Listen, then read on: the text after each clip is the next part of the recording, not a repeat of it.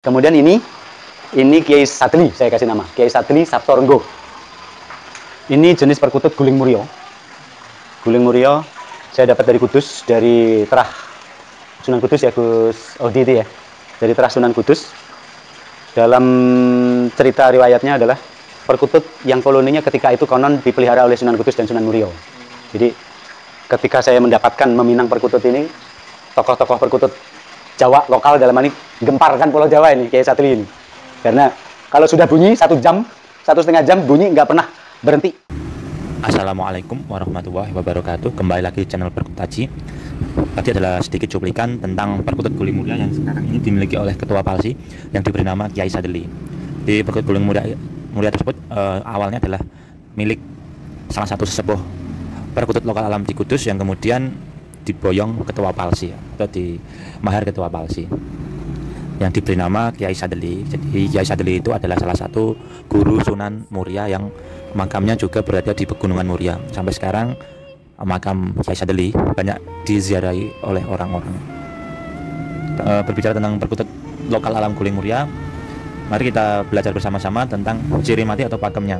Jadi tetap ya kita belajar di jalur sesuai pakem katurangan perkutut lokal dari buku Keluaran Palsi.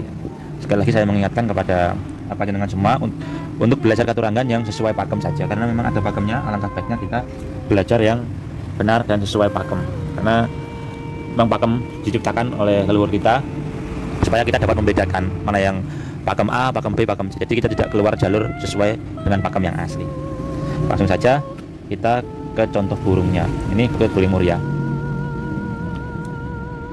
Banyak sekali ya yang mengklaim bahwa saya punya perkutut guling muria, terutama di YouTube itu juga banyak yang punya. Mari kita cek ciri-cirinya sesuai dengan pakem.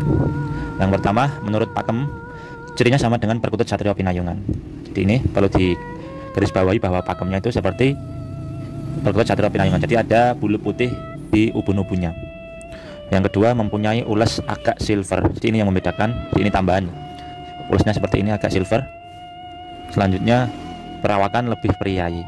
Perawakan lebih priayi ini jadi bisa subjektif ya, tergantung sudut pandang masing-masing. Tapi kalau kita sering memegang, sering memelihara perkutut, sering melihat perkutut, maka kita akan bisa membedakan mana perawakan yang priayi, mana perawakan yang keras, atau perawakan yang birowo, ganas, dan lain-lain. Jadi memang itu seperti karakter perkutut. Jadi kita bisa melihat dari perawakannya kalau kita sudah peka dan terbiasa memegang dan melihat perkutut.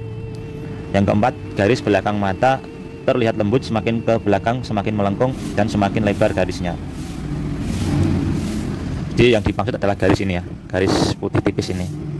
Jadi dia dari sini putihnya samar-samar, sampai sini dia putihnya tegas dan melebar. Ini yang membedakan antara Satrio Pinayungan dan perkutut guling muria. Kita lanjut ke pemberian makna guling muria. Di arti guling muria ya.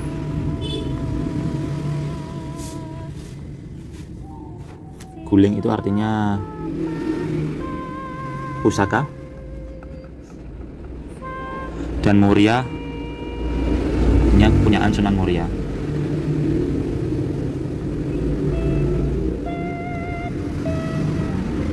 Salah satu nama guling juga ada dalam dunia transaksi, yaitu guling Mataram, yang dimana pusaka guling Mataram itu adalah nama empu. Jadi empu itu namanya adalah guling. Jadi empu guling itu mengeluarkan atau membuat pusaka yang sampai sekarang masih banyak diburu oleh para kolektor, karena memang terkenal koleksi atau pusaka buatan empu guling itu adalah pusaka yang sangat ampuh dan punya garap yang sangat bagus. Di sejarahnya, perkutut guling muria ini adalah perkutut yang dimiliki oleh Sunan Muria. Jadi Sunan Muria itu dulu punya perkutut, dan sampai sekarang yang dinamakan katurangan guling muria ini adalah pedak turunnya atau anak-anaknya dari perkutut peliharaan Sunan Muria. Di perkutut ini mungkin hanya ada di sekitaran lereng Muria atau di daerah Kudus, Pati, Jepara.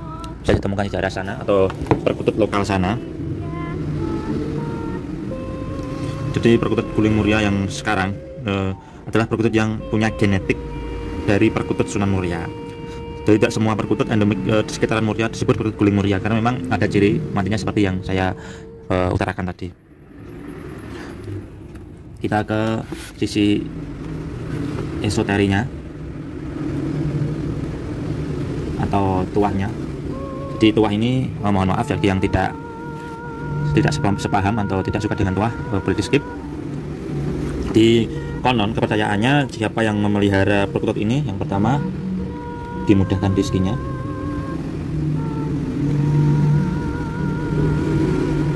yang kedua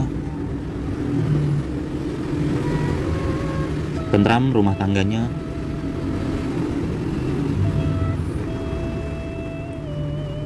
yang ketiga ketenangan lahir batin,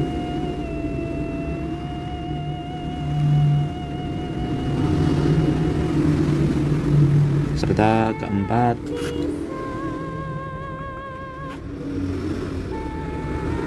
bisa mengangkat derajat.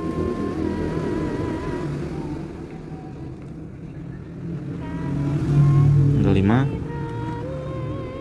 oh ini 4, di yang terakhir yang keempat. Tentunya semuanya tidak lepas dari doa dan usaha kita sebagai manusia. Allah yang menentukan, semua ini hanya perantara. Jadi tidak selalu kita pelihara perkutut yang berkaturangan itu kita bisa mendapatkan tuahnya, karena tuah itu menurut saya adalah bonus. Semua itu tergantung kuasa Allah Subhanahu wa Ta'ala. Jadi itu tadi sekilas tentang perkutut guling Muria yang menurut saya sangat simpel ya. Jadi ciri matinya seperti ini tadi. Dia seperti perkutut Satria Pinayungan, dia punya ulas yang agak silver, perawakan lebih priayi, dan yang paling utama itu garis belakang mata yang warna putih itu yang terlihat lembut, semakin ke belakang semakin melengkung dan semakin lebar garisnya. Yang ini ya, seperti itu.